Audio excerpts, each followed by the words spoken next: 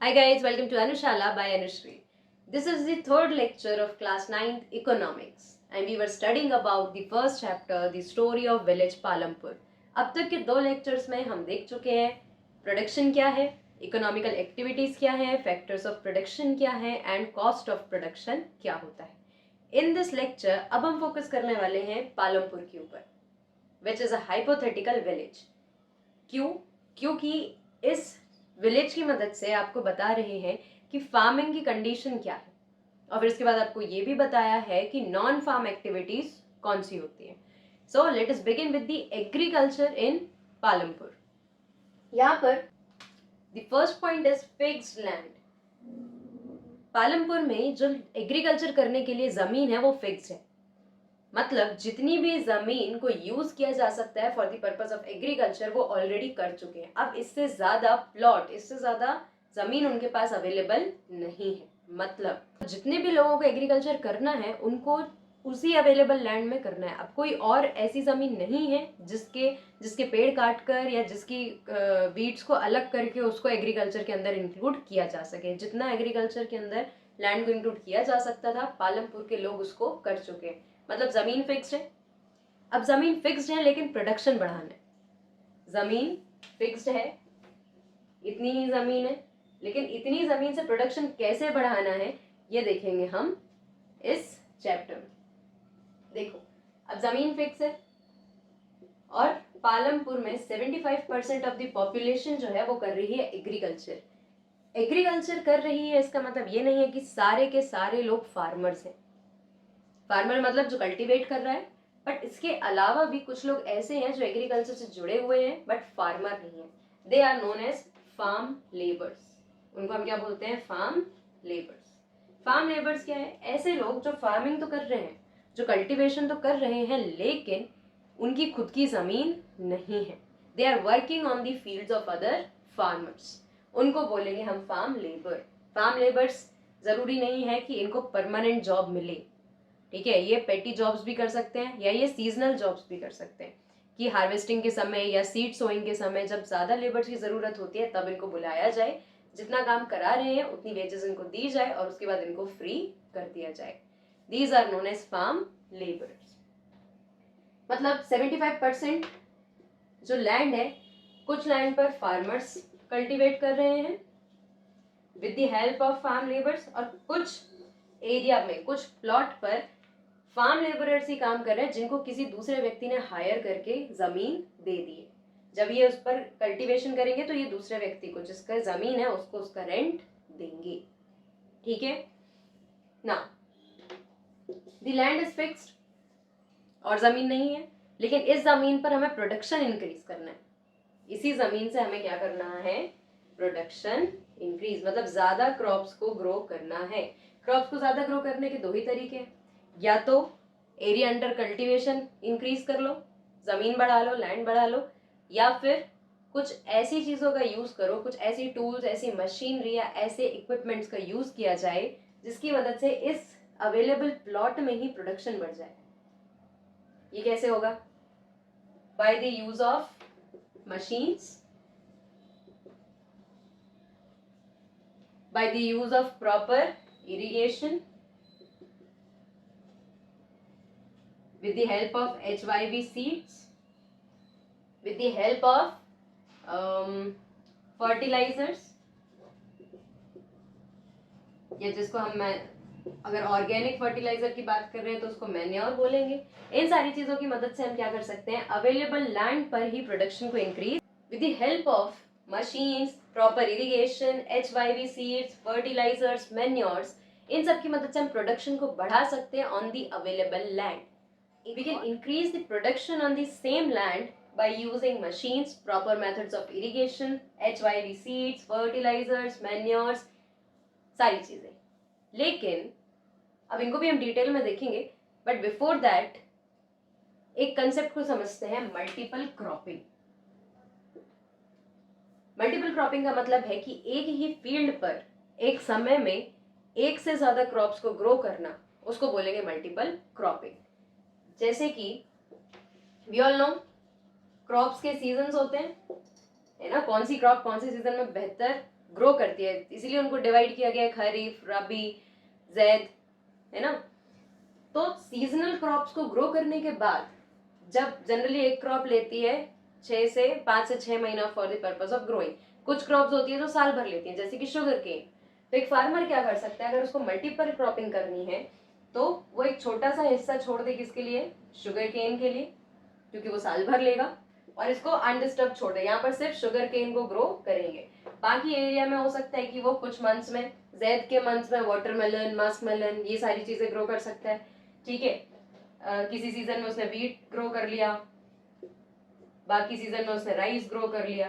तो इस तरीके से क्या होगा, एक ही फील्ड पर अलग अलग क्रॉप्स को ग्रो करने से वो अलग अलग क्रॉप्स मार्केट में सेल कर पाएगा, जिसकी वजह से वो प्रॉफिट अर्न कर सकता है।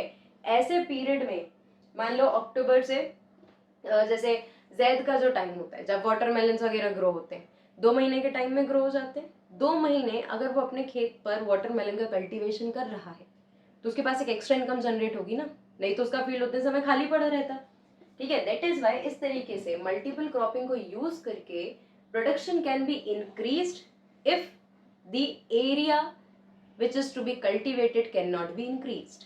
अगर हम कल्टिवेबल एरिया को नहीं बढ़ा सकते तो हम उसी एरिया पर, उसी लैंड पर प्रोडक्शन को इंक्रीज करने की कोशिश करते हैं by the method of multiple cropping, ठीक है। पालमपुर में भी हमने यही देखा, एक फार्मर एक टाइम पर, एक साल के अंदर कम से कम 2 से 3 क्रॉप्स को ग्रो कर रहा है, जिसकी वजह से उसकी इनकम जो है वो मेंटेन्ड है। Now coming to these points, कैसे इन चीजों की मदद से हम प्रोडक्शन को इंक्रीज कर सकते हैं। मशीन्स को यूज करके कैसे प्रोडक्शन बढ़ सकता है, जैसे सीड ड्रिल। सीड ड्रिल क्या है, खेत में सीड को डालने की एक मशीन जो क्या करती है, इक्वल डिस्टेंस पर और प्रॉपर डेप्थ में जाकर सीड्स को वहां पर डालती है ना। अदरवाइज पहले जमाने में क्या होता था, जब सीड ड्रिल्स नहीं हुआ करती थी तो लोग ऐसे हाथ से सीड्स को डाल देते थे, ठीक है, या फिर बैलगाड़ी के पीछे बड़ा सा उनको एक टूल लगाना पड़ता था जिसकी मदद से डिस्टेंस होता था। लेकिन सीड ड्रिल क्या कर रही है, ये काम आसानी से कर देती है और परफेक्शन के साथ कर रही है। तो इस तरीके से प्रॉपर प्रोडक्शन हो सकता है। Then irrigation. इरिगेशन का मतलब क्या है, सिंचाई, supply of water to the cultivable land. अब इरिगेशन मतलब सिंचाई कर रहे हैं तो पानी कौन सी क्रॉप को कितना चाहिए ये फार्मर को पता होना चाहिए, और उस क्रॉप को एप्रोप्रिएट टाइम पर अगर हम सफिशिएंट पानी देते हैं तो जो प्रोडक्शन है वो अच्छा होगा। जिन एरियाज में पानी की कमी है वहां पर हम स्प्रिंकलर मेथड्स यूज कर सकते हैं या फिर हम ड्रिप इरिगेशन मेथड यूज कर सकते हैं। ड्रिप इरिगेशन में क्या होता है, सिर्फ और सिर्फ रूट्स को पानी मिलता है, क्योंकि पानी की कमी है तो हम पूरे खेत को पानी देने की बजाय क्या करते हैं, जहां पर प्लांट लगा है उसकी रूट्स तक पानी को पहुंचाने की कोशिश करते हैं। फिर स्प्रिंकलर सिस्टम में क्या कर सकते हैं, हम पूरे खेत को पाइपलाइन से पानी पहुंचाने की जगह स्प्रिंकल्स लगा सकते हैं, ठीक है। जब उसकी नोजल टर्न होती है तो क्या होता है कि ऐसे खेत के बीच में इस तरीके से अगर एक नोजल लगाए तो ये रोटेट होकर पूरे खेत को पानी देगा, है ना। एक स्प्रिंकलर से नहीं होगा, हमको कम से कम 4-5 स्प्रिंकलर लगाने पड़ते हैं ऑन एन एवरेज लैंड, ठीक है। तो ये हो गया आपका प्रॉपर इरिगेशन। देन इरिगेशन के लिए अब तो फैसिलिटीज इंक्रीज हो गई हैं, तो फार्मर्स के पास अपने ट्यूबवेल्स होते हैं, है ना, कैनाल से कनेक्शन मिलता है उनको, जिसकी मदद से इरिगेशन पॉसिबल है। Then HYP seeds. HYP seeds क्या है, यहां देखते हैं। HYP का फुल फॉर्म है high yielding variety seeds.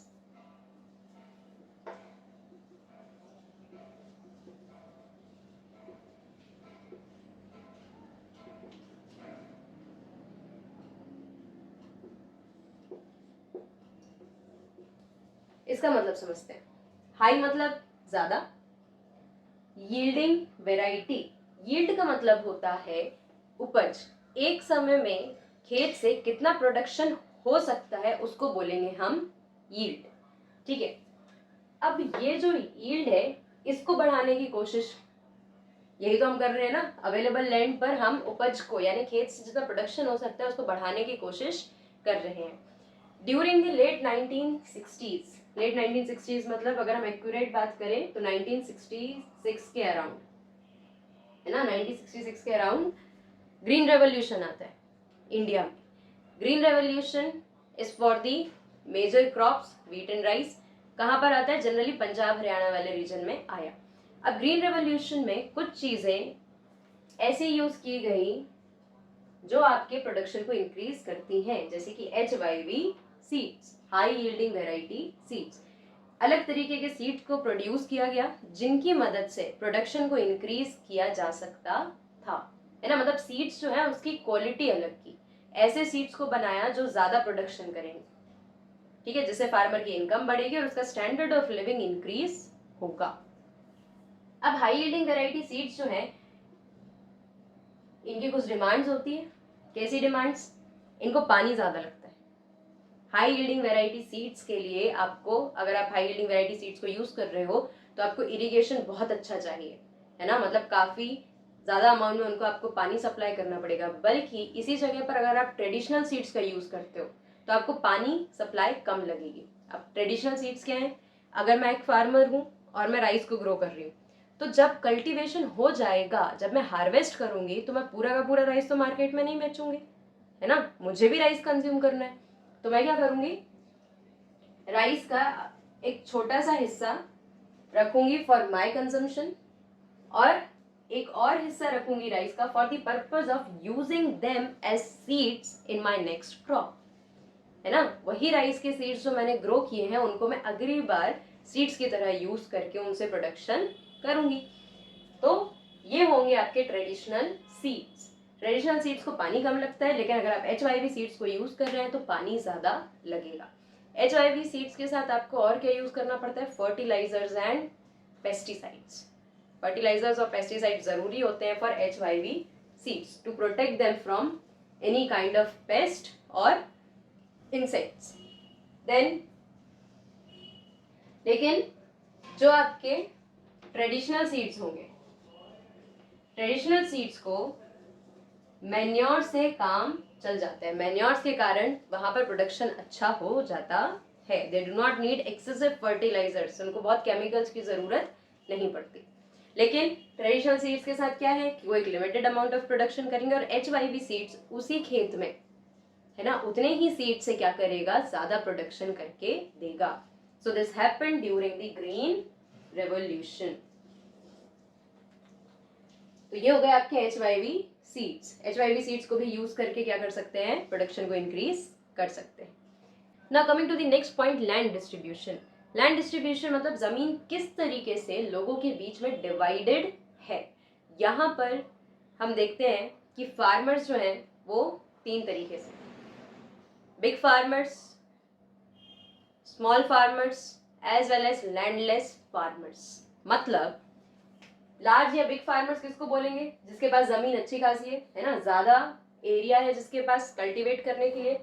Small farmers यानी कि ऐसे फार्मर्स जिनके पास लगभग 2 हेक्टेयर तक की जगह है, उनको बोला गया है स्मॉल फार्मर्स। और 1/3 ऑफ द पॉपुलेशन जो है वो कैसी है? लैंडलेस। मतलब वो फार्मिंग तो कर रहे हैं लेकिन उनके पास अपनी खुद की कोई जमीन नहीं है। That is why we are calling them landless farmers.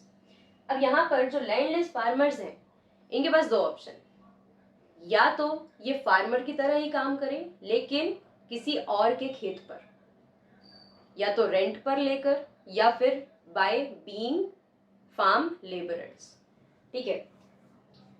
अब अगर ये रेंट पर लेकर काम करते हैं तो इनको ऑब्वियस सी बात है कि जमीन का किराया देना पड़ेगा। But if they are working as labours तो इनको क्या मिलेगा? इनके पास ओनरशिप किसी चीज की नहीं रहेगी। ओनरशिप किसी भी लैंड की नहीं रहेगी। क्यों? क्योंकि they are only working as labours, है ना, वर्कर्स की तरह ये काम कर रहे हैं। इनको क्या मिलेगी? सैलरी। जितना भी ये काम करेंगे उसकी जगह इनको सैलरी, और सही शब्दों में अगर हम कहें तो वेजेस। फाइन। अब जो इनकी सैलरी मिलेंगी या जो वेजेस होंगी, दे डिपेंड काम परमानेंट है या टेम्पररी? परमानेंट मतलब थ्रू आउट द ईयर उनको जॉब मिली है, उनको जॉब से नहीं निकाला जाएगा, इसका अश्योरेंस है, तो हम उसको बोलेंगे परमानेंट वर्क। लेकिन अगर टेम्पररी वर्क है, मतलब कॉन्ट्रैक्ट बेस्ड वर्क हो सकता है कि उनको सिर्फ हार्वेस्टिंग के समय बुलाया जाए, हो सकता है उनको सिर्फ सोइंग के समय बुलाया जाए, या फिर हो सकता है कि उनको किसी पर्टिकुलर क्रॉप के कल्टीवेशन के लिए ही बुलाया जाए। जितना भी काम उनसे कराया जाएगा उतनी वेजेस उनको दी जाएंगी, and after that they are free to have another job. जिन लेबर्स के पास टेम्पररी जॉब है उनको थ्रू आउट द ईयर बहुत सारे अलग अलग काम करने पड़ते हैं for their livelihood. Capital needed for farming. Capital, पिछले लेक्चर में हमने देखा था कैपिटल क्या है। Capital means the money which a person is investing in his or her economic activities। ठीक है, अब फार्मिंग में जो कैपिटल इन्वेस्ट करना है वो किन चीजों में लगेगा? ऑब्वियस सी बात है, अगर खुद की जमीन है तो उसको खरीदने के लिए जो पैसा लगाया होगा वो कैपिटल में गिनेंगे। अगर खुद की जमीन नहीं है तो रेंट देना पड़ेगा, वो कैपिटल में गिनेंगे। Machines for raw material, for pesticides, for fertilisers, for buying seeds, है ना, लेबर्स को जो आप वेजेस दोगे उसके लिए, इन सब चीजों के लिए जो कैपिटल लगेगा, जो मनी लगेगा, वो कहाँ से आएगा? This is a big question. हमने देखा था 3 टाइप के फार्मर्स हैं। अब यहाँ पर देखो, लैंडलेस फार्मर्स जो हैं इनको तो जरूरत नहीं पड़ेगी। क्यों? क्योंकि इनके पास खुद की जमीन नहीं है, तो इनको अब कैपिटल तो नहीं लगाना। ये जो कुछ भी काम, इनको सिर्फ अपनी लेबर देनी है, अपनी मेहनत वहां पर करनी है, उसकी जगह इनको वेजेस मिलेंगी। ठीक है, तो इनको कैपिटल की जरूरत तो नहीं है। फिर स्मॉल फार्मर्स आते हैं। स्मॉल फार्मर्स को कैपिटल की जरूरत है लेकिन कम कैपिटल की जरूरत है। Why? Because they are having only small piece of land, है ना, 1 या 2 हेक्टेयर की उनकी जमीन है, तो वहां पर वो क्या कर रहे हैं, वहां पर कैपिटल कम लगेगा। ठीक है, अब छोटी सी जमीन है तो ऐसा तो नहीं है ना कि छोटी सी जमीन को कल्टीवेट करने के लिए हैवी मशीन्स ली जाएंगी, क्योंकि हैवी मशीन्स का भी पैसा कहाँ से निकालना पड़ेगा? हमको फार्मिंग से निकालना पड़ेगा, है ना। इसको आप रिलेट कर पाएंगे पिछले लेक्चर से, जब हमने कॉस्ट ऑफ प्रोडक्शन को यहाँ पर एग्रीकल्चर के एग्जाम्पल से देखा था, है ना। तो स्मॉल फार्मर्स को भी नहीं जरूरत। स्मॉल फार्मर्स अगर अपने फील्ड पर कल्टीवेट भी कर रहे हैं तो इनको बहुत ज्यादा लेबर्स की जरूरत नहीं पड़ेगी, और हो भी सकता है कि अगर जमीन कम है और फैमिली मेंबर्स अवेलेबल हैं जो उनकी मदद कर सकते हैं तो लेबर्स को हायर करने की भी जरूरत ना पड़े। But capital is required by large farmers. Capital की जरूरत किसको होगी? लार्ज फार्मर्स को। क्यों? क्योंकि इनके पास जमीन भी ज्यादा है ना, इनको लेबर भी ज्यादा लगेंगे, फिर इनको मशीन्स का भी यूज करना पड़ेगा। ये जो रॉ मटेरियल्स खरीदेंगे, जो पेस्टिसाइड्स खरीदेंगे, फर्टिलाइजर्स खरीदेंगे, उनकी क्वांटिटी ज्यादा होगी, और क्वांटिटी ज्यादा होगी तो प्राइस भी ज्यादा लगेगा, है ना। दैट इज वाई इनको कैपिटल की ज्यादा जरूरत है। किसको? लार्ज फार्मर्स को। अब जो लार्ज फार्मर्स हैं और जो स्मॉल फार्मर्स हैं, जिनको भी कैपिटल की जरूरत पड़ रही है, ये कैपिटल लाएंगे कहाँ से? पैसा जो इन्वेस्ट करना है वो लाएंगे कहाँ से? 2 ऑप्शन है, या तो आपके पास होना चाहिए, और होगा कैसे? सेविंग्स, है ना। आपने पहले सेव किया हो तो आपके पास रखा है तो आप उसको इन्वेस्ट कर सकते हो। अगर आपके पास खुद की सेविंग्स नहीं है तो फिर आपको उसको लेना पड़ेगा लोन। तब आपको क्या लेना पड़ेगा? लोन। या तो लोन या तो सेविंग्स, 2 ही ऑप्शन है। सेविंग्स है तो सबसे बढ़िया, है ना, लेकिन लोन है तो मतलब आप पैसे किसी से ले रहे हो जो आपको बाद में पे करने, और उतने ही पैसे पे नहीं करने, उसके साथ आपको इंटरेस्ट भी देना है ना। लोन लेने के भी 2 तरीके हैं, या तो आप ऑफिशियल तरीके से ले लो जिसको हम बोलेंगे बैंक्स के थ्रू। किसके थ्रू? बैंक्स। और लोन लेने का दूसरा तरीका है कि आप मनी लैंडर्स से लोन लो। मनी लैंडर्स कौन? जो लोन पर ही पैसे देते हैं, उधारी पर ही पैसे देते हैं, उनको हम बोलते हैं मनी लेंडर्स। पालमपुर जब हम चैप्टर पढ़ेंगे तो उसमें जब आप रीड करेंगे तो स्टोरी दी गई है फार्मर्स के बारे में, ठीक है, जो क्या कर रहे हैं? लोन ले रहे हैं। यहाँ पर एक फार्मर है, वो क्या कर रही है? मनी लेंडर से लोन लेती है, जो इंटरेस्ट रेट बहुत ज्यादा हाई लगाते हैं। हाई इंटरेस्ट रेट लगाने के कारण क्या होता है? प्रॉफिट कम होगा, है ना। जितना भी प्रॉफिट हुआ उसका ज्यादा हिस्सा किसको देना पड़ा? मनी लेंडर को। तो कोई मतलब ही नहीं था। अगर वहीं आप उतना ही लोन किससे लेते? बैंक से। तो आपको इंटरेस्ट रेट भी कम मिलता और गवर्नमेंट फार्मर्स के लिए बहुत सारी स्कीम्स चलाती है जिसकी मदद से आपको कम इंटरेस्ट रेट पर और ज्यादा प्रॉफिटेबल लोन लेने को मिल सकता था। ठीक है, तो इस चैप्टर से हम ये भी एक मैसेज को डिलीवर कर रहे हैं कि बैंक्स से लोन लेना इज ऑलवेज गुड, क्योंकि मनी लेंडर से आप लोन ले रहे हो तो ये इंटरेस्ट रेट भी हाई चार्ज करेंगे और साथ में विलेजेस में कुछ बड़े मनी लेंडर्स ऐसे हैं जो अगर आपने उनसे लोन लिया है और आप लोन नहीं चुका पाए तो फिर आपको उनके यहाँ पर काम करना पड़ेगा या जितनी भी आपकी जमीन है वो उसको कन्फिस्केट कर लेंगे। सो this was about the capital. या तो आपके पास सेविंग्स रखी हो या तो आपको लोन लेना पड़ेगा। Now coming to the sale of surplus. Surplus का मतलब होता है एक्स्ट्रा। जितना भी प्रोडक्शन हुआ है अगर वो एक्स्ट्रा है। Now coming to the last point, sale of surplus. Surplus का मतलब होता है एक्स्ट्रा। कंजम्पशन करने के बाद जो भी क्रॉप बाकी है, ऑब्वियसली बात है कि जितना भी कल्टीवेशन हो रहा है सारा कुछ तो कंजम्पशन नहीं कर लेंगे अगर हम कमर्शियल पर्पज से फार्मिंग कर रहे हैं। ठीक है, तो इसका मतलब ये है कि कंजम्पशन के लिए जितना जरूरी है उसको निकालने के बाद जितना भी एक्स्ट्रा है जो सरप्लस है उसको मार्केट में सेल किया जाएगा।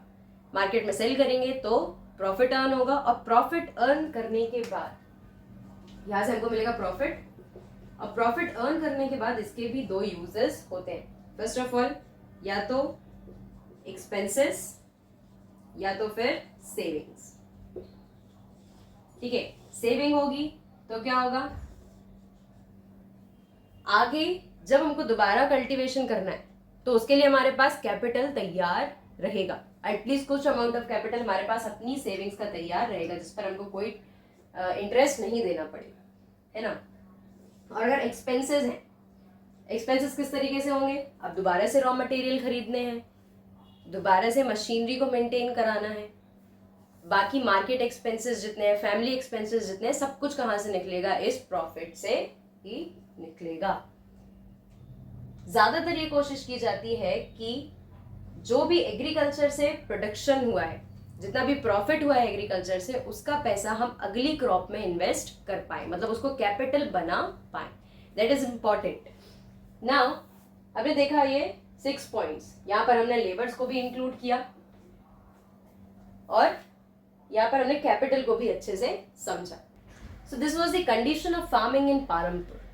पालमपुर में हमने देखा कितने प्रकार के फार्मर्स थे, लैंड डिस्ट्रीब्यूशन किस तरीके से था, लेबर्स हैं तो कितने टाइप के हैं, उनके पास परमानेंट जॉब है या टेम्पररी जॉब है, ये सारी कंडीशंस हमने कहाँ पर देखी, पालमपुर में। इस चैप्टर की मदद से आपको ये समझ में आ गया होगा कि मेनली फार्मिंग में कितने क्राइटेरियाज को फुलफिल करना पड़ता है। इसके अलावा ये तो हो जाता है फार्म एक्टिविटीज, प्रोडक्शन, एग्रीकल्चर। इसके अलावा भी होती हैं कुछ non farm activities. Non farm activities मतलब इनसे प्रॉफिट तो जनरेट होगा, इनसे मनी तो अर्न किया जाएगा, but these are not related to farm. जैसे कि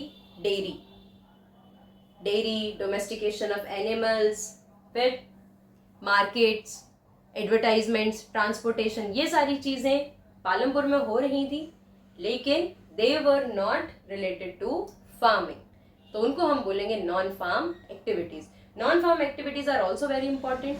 वाई? क्योंकि ये कहीं ना कहीं एग्रीकल्चर को सपोर्ट कर रही है ना। Transportation is important, market is important, ये सारी चीजें जरूरी है किसके लिए, हमारे एग्रीकल्चर के लिए, और इनकी मदद से भी मनी को अर्न किया जा सकता है। यहाँ पर जो लेबर्स हैं इनके पास एक ऑप्शन ये भी है कि ये नॉन फार्म एक्टिविटीज में इंडल्ज हो सकते हैं जिसकी मदद से ये यहाँ पर पैसा कमा सकते हैं। So this was all about Palampur, factors of production, cost of production और the basics of the economics. So I hope I made the concept clear to you. जरूरी यही है कि आप यहाँ से, क्योंकि ये आपके इकोनॉमिक्स पढ़ने की शुरुआत है, तो यहाँ से कंसेप्ट्स को पकड़ना सीख लें। यही कंसेप्ट्स है, demand, supply, cost of production, factors of production, यही सारी चीजें आगे जाकर और बड़े बड़े कंसेप्ट्स में चेंज होंगी। So that is why it is important कि कंसेप्ट्स को समझा जाए। मैंने बहुत ही सिंपल तरीके से सब कुछ एक्सप्लेन करने की कोशिश की है, एंड इफ आपको पसंद आया है, अगर आपको कंसेप्ट समझ में आया है तो do tell me in the comment section, and if you have any doubt do ask me in the comment section also. Don't forget to like, comment, share and subscribe. Thank you.